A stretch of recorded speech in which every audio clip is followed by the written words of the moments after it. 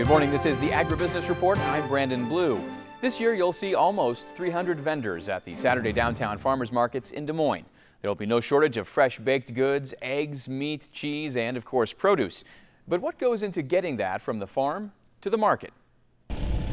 The Grinnell Heritage Farm has been in Andy Dunham's family since 1857. Since 2007, they've been growing fresh organic produce, and he says there's a fair amount of field work before his vegetables are ready for a farmer's market. Mostly it's just kind of, cleaning up in the field, making sure we got last year's residue out of the way, making sure that we get crops in on time, making sure everything's greased up and ready to go, calibrating seeders, doing those kinds of things.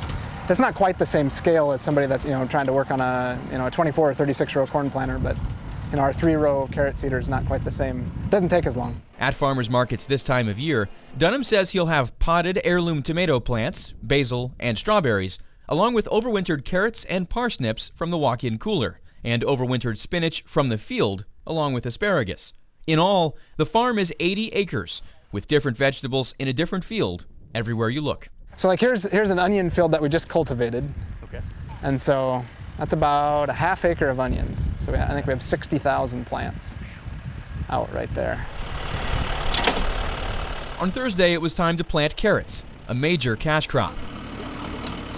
Andy says a single acre can yield as much as 30,000 pounds of carrots, making it well worth his while to ensure the seeds were planted perfectly. I don't think the middle one's dropping.